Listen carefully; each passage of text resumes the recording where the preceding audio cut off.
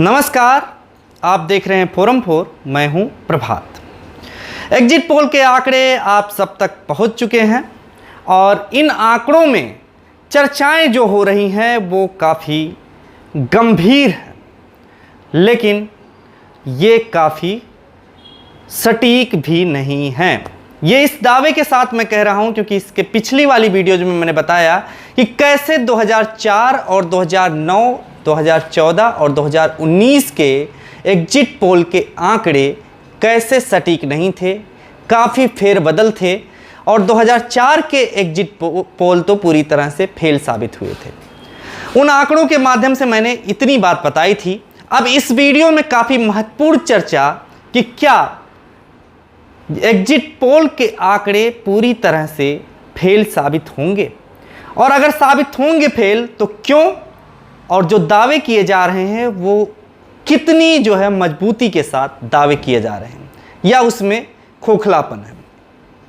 इन्हीं सब विषयों पर चर्चा करेंगे इस वीडियो में। तो एग्जिट पोल के आंकड़े आप तक जो पहुँचे हैं, लगभग 8-10 चैनलों के जो एग्जिट पोल आए हैं, कुछ रिपोर्ट्स के आधार पर, कुछ जो सर्वे के आधार पर या जो बात करके लोगों ने निकाले हैं एग्जिट पोल, उस आधार पर यह कहा जा रहा है कि बीजेपी का जो नारा था 400 पार नहीं, लेकिन जो एवरेज निकाल करके बताया जा रहा है कि 350 के पार तो बीजेपी सीटें लाएंगी। लेकिन ये काफ़ी हैरान कर देने वाली बात है कि जो टीवी चैनल्स लगातार प्रधानमंत्री मोदी का इंटरव्यू कर रहे थे, लगातार प्रधानमंत्री मोदी के नाम का गुणगान कर रहे थे, वो आज बहुत तेज़ी से गुणगान करते हुए नज़र आ रहे हैं और वे विरोधी पार्टियों की चुटकी ले रहे हैं, मज़े ले रहे हैं, यहाँ तक कि यूट्यूबर्स के भी मज़े लेते हुए नज़र आ रहे हैं। वो इसलिए क्योंकि उन्होंने प्रधानमंत्री के दावे की जो 400 पार का नारा था उस तक अपने आंकड़े पहुँचाने का काम कर लिया है। आखिर ये 400 पार का दावा आखिर कैसे किया जा रहा है, किन आंकड़ों के आधार पर किया जा रहा है और उसमें क्या खामियां हैं, उन खामियों पर भी नज़र आप तक ले जाने का प्रयास करता हूं। आखिर कैसे 400 पार का नारा को सत्य साबित होते हुए कहा जा रहा है, जबकि अभी रिजल्ट 4 तारीख को आएगा। खैर, अगर यही रिजल्ट मान लिया जाए तो आखिर ये रिपोर्ट, ये रिजल्ट, एग्जिट पोल लगता है कोई पार्टी ही उस पन्ने को पहुंचा रखी हो जिसमें वो रिजल्ट 4 जून का निकल रहा हो। ऐसे वे विश्लेषण करते हुए इतने कॉन्फिडेंस से नज़र आ रहे हैं। तो इसका मतलब ये मान लिया जाए क्या कि यही रिजल्ट है। लेकिन मैं कहूँगा कि अभी इंतज़ार कीजिए 4 तारीख का। और क्यों इंतज़ार कीजिए, उसके लिए मेरे पास बहुत कुछ बात करने के लिए है। लेकिन अगले 5-7 मिनट की जो वीडियोज है अंत तक देखिएगा, कैसे ये के लिए काफ़ी महत्वपूर्ण है और तमाम सवाल उठाते हैं एग्जिट पोल पर। 2004, 2009, 2014, 2019 के लोकसभा चुनाव की एग्जिट पोल के आंकड़ों में बिल्कुल भी जो थी सच्चाई वो नहीं थी।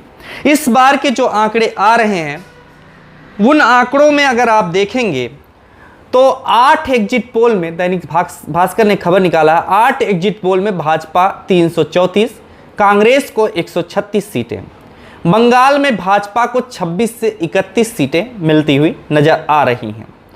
और इसमें इंडिया टुडे एक्सिस इंडिया ने यूपी में 62 सीटें जो यूपी में बीजेपी की आई थी उसके मुकाबले इस बार 67 सीटें तक देने की बात कह रही है।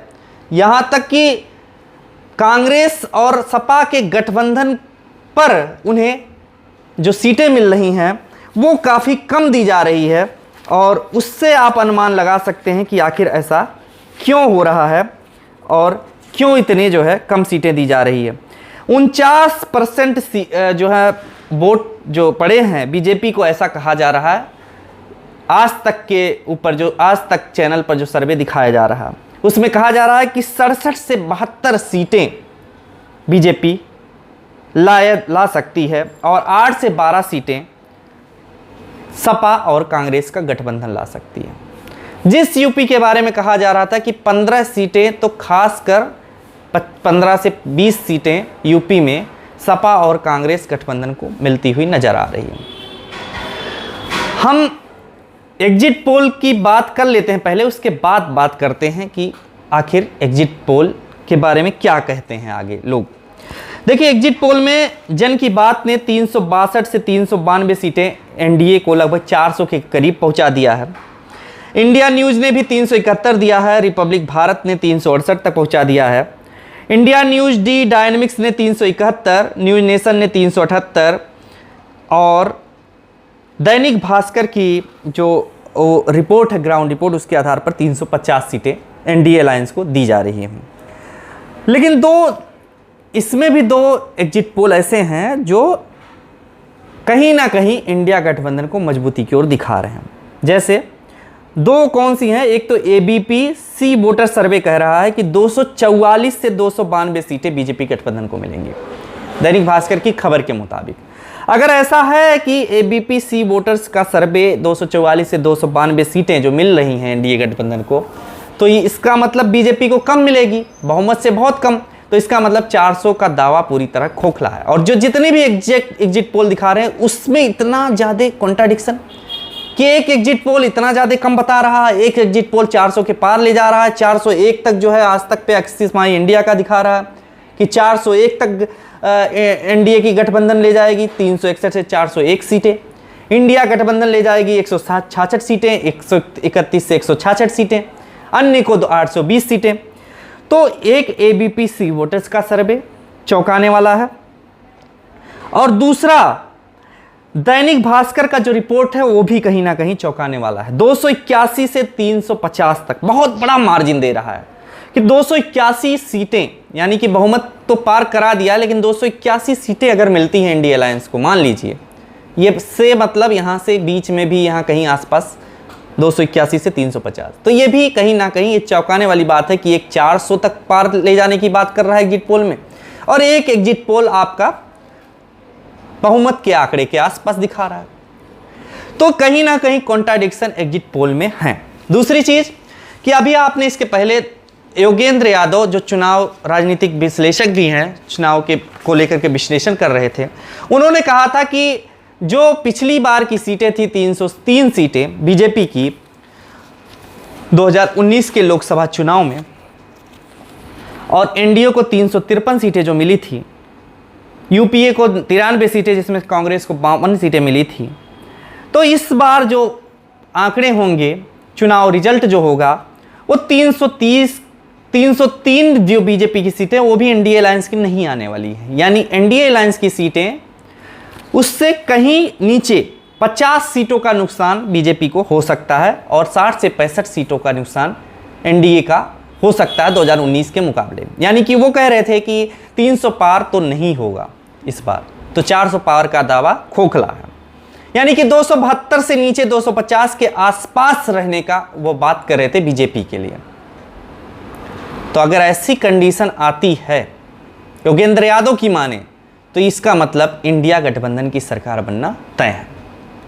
वहीं पर प्रशांत किशोर हैं, जो वो कह रहे थे कि 303 जो सीटें, 400 पार तो नारा कहीं से भी सत्य नहीं है। अगर प्रशांत किशोर की माने तो 400 पार का नारा कहीं से भी सत्य नहीं है, 400 के आसपास भी कहीं से सत्यता उसमें नहीं है। लेकिन 303 जो सीटें थी बीजेपी की, वो लगभग एग्जैक्ट रहने वाली उसी के आसपास। 10-15 सीटें एनडीए अलायंस की थोड़ी बहुत ऊपर नीचे हो सकती हैं, फिलहाल बहुत ज़्यादा अंतर नहीं आएगा। तो प्रशांत किशोर के अनुसार दावे पे बात माने तो भी एग्जिट पोल पूरी तरह से फेल साबित हो रहे हैं। तो ये तो रहे राजनीतिक विश्लेषकों के मुताबिक।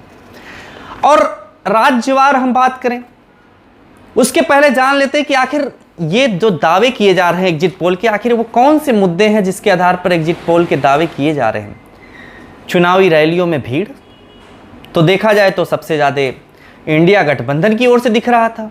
सोशल मीडिया पर जितने वोटर्स थे जो पोल निकाल रहे थे, अपने अपने जो सर्वे कर रहे थे, उसमें अगर देखा जाए तो वोटों की संख्या तो सबसे ज़्यादा सीट मिलने का अनुमान इंडिया गठबंधन के पक्ष में जा रहा था। तो आखिर कौन सी वजह है जिसकी वजह से मिल गया? क्या जो एनडीए के मुद्दे थे, जैसे राम मंदिर, राम मंदिर का मुद्दा बिल्कुल दूसरे तीसरे चरण के बाद उतना ज़्यादा प्रमुखता से उठाया ही नहीं गया। मंगलसूत्र का मुद्दा आया, मुस्लिम का मुद्दा आया, परिवारवाद का मुद्दा आया, विकसित भारत का, गारंटी मोदी की, करप्शन, भैंस खोल के ले जाएंगे, मटन मछली, ये सारी जो मुद्दे आए, क्या इनसे जीत रही है बीजेपी? तो निश्चित रूप से नहीं, बिल्कुल नहीं जीत रही है इससे। तो आखिर कौन से मुद्दे थे? आखिर तो सब कुछ मुद्दे तो फेवरेबल थे। जो लोग कह रहे थे बेरोजगारी, महंगाई, वो भी कहीं ना कहीं मुद्दा था। उसके साथ साथ जो वोटिंग परसेंटेज कम हो रही थी, जिसकी चर्चा हो रही थी, उससे भी कहीं ना कहीं अनुमान लग रहा था कि इंडिया गठबंधन की मजबूती मिल रही है। इलेक्टोरल बॉन्ड भ्रष्टाचार का उतना मुद्दा नहीं बन पाया, लेकिन कहीं ना कहीं जो झारखंड के मुख्यमंत्री को और जो दिल्ली में मुख्यमंत्री केजरीवाल की जो गिरफ्तारी हुई, उसको लेकर के भी कहीं ना कहीं बीजेपी के वोटर्स जो है उतना रुझान नहीं देखने को मिला जितना इंडिया गठबंधन को देखने को मिला, ऐसा कहा जा रहा था। संविधान बचाने की जो लड़ाई कही जा रही थी, उसमें भी इंडिया गठबंधन उसको समर्थन मिल रहा था कि संविधान खतरे में है। आम वोटर से बात करने पे भी पता लग रहा था कि संविधान खतरे में है, इसलिए इस बार बीजेपी को हराना है कहीं ना कहीं। तो आखिर ये सब मुद्दे थे जब, तो फिर आखिर कैसे बीजेपी को बढ़त मिलती हुई मिल रही है एग्जिट पोल? क्या ये पूरी तरह से गलत है, फेल है? जिस तरीके से अगर आंकड़े कहें ओपिनियन पोल, जो ओपिनियन पोल धीरे धीरे पहुंचाया जा रहा था 400 के करीब, वही एग्जिट पोल में इंडिया माई एक्सिस ने दिखाया है, या तमाम जो सर्वे हैं वो दिखाए हैं। तमाम एग्जिट पोल वो वही बात दोहरा रहे हैं। इन्होंने तो यूपी में जैसी जगहों पर तो 67 सीटें दे दी हैं, यानी कि पिछली बार के मुकाबले भी इस बार जो है सपा बसपा के जो गठबंधन था उसके मुकाबले इस बार सपा कांग्रेस के गठबंधन में खराबी देखने को मिल रही है इनके अनुसार। यहाँ तक कि जो दक्षिण के राज्य हैं, तमिलनाडु, केरला, कर्नाटका, आंध्र प्रदेश, उड़ीसा, उसमें भी बीजेपी इस बार कहीं ना कहीं मजबूती दिखाई दे रही है इनके आंकड़ों के मुताबिक। बिहार में जो तेजस्वी की सरकार, तेजस्वी की जो गठबंधन था, तेजस्वी की पार्टी का आरजेडी, और जो नीतीश कुमार उनके साथ गए, उसका भी कोई असर नहीं दिखाई दिया क्या?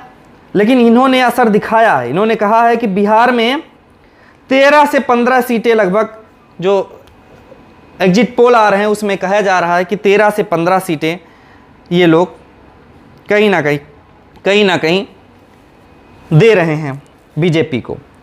यहाँ तक कि बंगाल में बहुत अच्छा दिखा रहे हैं कि भाजपा को 26 से 31 सीटें मिल सकती हैं, यानी कि जो टीएमसी है उससे 42 सीटों में से 26 से 31 सीटें तक दिखा दिया इंडिया टुडे एक्सिस माई इंडिया ने। सबसे ज़्यादा इंडिया टुडे माई एक्सिस इंडिया ने दिखाया है। यहाँ तक कि हर राज्य में सबसे ज़्यादा इंडिया टुडे माई एक्सिस इंडिया ने दिखाया, ताकि जाकर के 400 के पार पहुँच जाए। और इसके बाद खिल्लियाँ उड़ाई जा रही खुलेआम।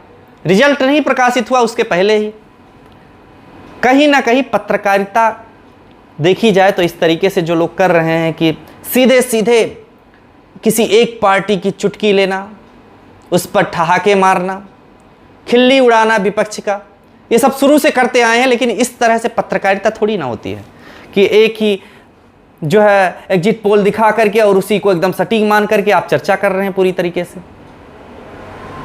इसका मतलब आप एकदम कॉन्फिडेंस में हैं।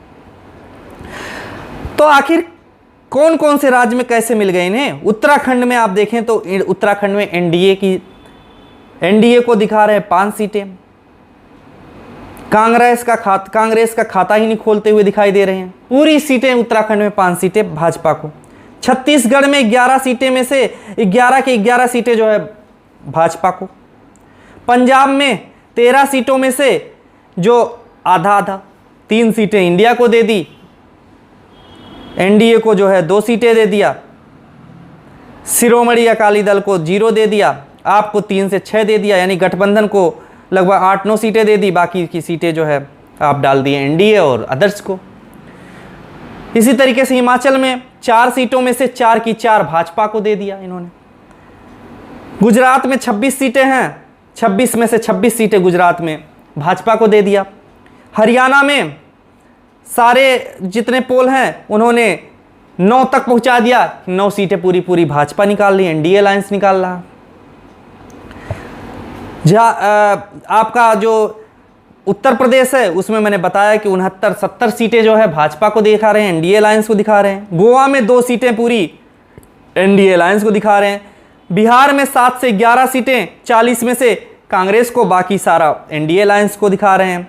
दिल्ली में 7 में से पूरी 7 की 7 भी दिखा रहे हैं एनडीए अलायंस में, इंडिया टुडे एक्सिस माई इंडिया ने। राजस्थान में 25 में 19 सीटें इंडिया टुडे माई एक्सिस इंडिया टुडे एक्सिस माई इंडिया में पूरी की पूरी एनडीए ले जा रही है 19 सीटें राजस्थान में 25 में से। तेलंगाना में 17 में से 9 सीटें तेलंगाना में ले जा रही है बीजेपी। तेलंगाना में और तमाम जगहों पर सीटों में बढ़ोतरी हो सकती है, लेकिन क्या इस हद तक कि जितनी भी देखो कहीं सर्वे कुछ या एग्जिट पोल कुछ देखने की जरूरत ही नहीं, सीधे सीधे बोल दो वहाँ पे जितनी सीटें हैं उससे 1-2 सीटें कम लगा लो, 2-2 सीटें 3-3 सीटें निकाल दो, बाकी सब भाजपा को। बहुत बढ़िया जो है ग्राउंड रिपोर्टिंग हुई, इसका मतलब सब एक तरफा वोट जा रहा है। क्या यही सच है? इस पर कहीं ना कहीं आपको सोचना पड़ेगा। इस तरीके से मैं तमाम राज्यों की बात कर सकता हूं, गुजरात, महाराष्ट्र, कर्नाटका, सब जगह की अगर बात कर लें तो सब जगह भाजपा में बढ़ोतरी, कांग्रेस में या इंडिया गठबंधन में घटना उसका। तो ये तो दिखा रहा सीधे सीधे जो है कि भाजपा तो बुरे प्रचंड बहुमत से जीत रही है, और यही अगर रिजल्ट मान लिया जाए तो प्रचंड बहुमत के लिए तो मोदी जी जिम्मेदार है ही, क्योंकि 2019 में जैसी लहर थी 2014 में उससे ज़्यादा लहर बन गई है। आखिर कौन सी वजह है यही नहीं समझ में आ रही है। फिलहाल इंडिया टुडे माई एक्सिस इंडिया या तमाम जो एग्जिट पोल किए हैं वो अपनी जानकारी दे रहे हैं कि प्रधानमंत्री मोदी क्यों ताकतवर हैं, क्या कितने इंटरव्यू कर लिए, क्या कैसे हो गया कि वो जो है बहुत ज़्यादा प्रचंड बहुमत मिल रहा है। उस पर चर्चा अभी 2 दिन चलेगी, 4 तारीख तक इंतज़ार जो है लोग करना है जिसको वो करेगा। लेकिन इन चीज़ों के बारे में भी बहुत ही अच्छे से सोचने की ज़रूरत है, और अगर ये रिजल्ट रहता है तो फिर इंडिया गठबंधन के लिए भी सोचने वाली बात होगी कि आखिर वो कौन से कारण हैं जो इस तरीके से प्रचंड बहुमत की ओर एनडीए को ले जा रहे हैं। ये भी सोचने वाली बात है। और जैसे कि मैंने बताया तमाम मुद्दों की बात कर ली, उम्मीदवारों को लेकर के जो एक बताया जा रहा था कि बाहरी उम्मीदवार हैं, कहीं राजपूत की वजह से नुकसान, कहीं किसी की वजह से नुकसान। जब नुकसान सब जगह बताया जा रहा था तो फिर ये फायदे में क्यों जा रहे हैं सारे? 400 के पार कैसे ले जाई जा रही सीटें? ये ज़रा आपको एग्जिट पोल निकालने वालों से ही पूछने पड़ेंगे। और फिलहाल मैंने इसके पहले वीडियो में बताया कि किस तरह से एग्जिट पोल फेल साबित होते हैं। हम यहीं पर रुकते हैं, 4 तारीख को फिर आपके साथ मिलेंगे और चुनाव रिजल्ट पर जो एग्जैक्ट जिसको कहते हैं, जो इलेक्शन कमीशन ऑफ इंडिया निकालता है वही एग्जैक्ट माना जाता है। हालांकि उसके बाद भले ही तमाम तरीके का आरोप लगें, क्या घोटाला हो गया, क्या कुछ हो गया, लेकिन फिलहाल उसी पर चर्चा करेंगे जो एग्जैक्ट आंकड़े निकलेंगे। फिलहाल हम इस पर बात नहीं कर सकते क्योंकि मुझे लगता है कि इस पर बात करना बेईमानी होगा, क्योंकि एक तरफ दावे दोनों तरफ से किए जा रहे हैं और टीवी चैनल्स की जो मीडिया को लेकर के विश्वसनीयता है वो भी लोगों में अब पूरी तरह से नहीं है। तक की जो अपोजिशन है वो तो बिल्कुल नहीं करता है, और जो भाजपा के जो कार्यकर्ता हैं या भाजपा के लोग हैं वो भी कहीं ना कहीं मीडिया को विश्वसनीयता पर, मीडिया की विश्वसनीयता पर कहीं ना कहीं सवाल उठा जाते हैं। तो इसलिए हम आपसे कहेंगे आप इंतज़ार कीजिए और इस चीज़ पर अच्छे से सोचिए कि आखिर वो कौन सी वजह है कि आज एग्जिट पोल में 400 पार का आंकड़ा छूता हुआ एनडीए के पक्ष में नज़र आ रहा है। नमस्कार। खबरों में बने रहने के लिए फोरम 4 को सब्सक्राइब करें और नोटिफिकेशन पाने के लिए बेल आइकन दबाएं।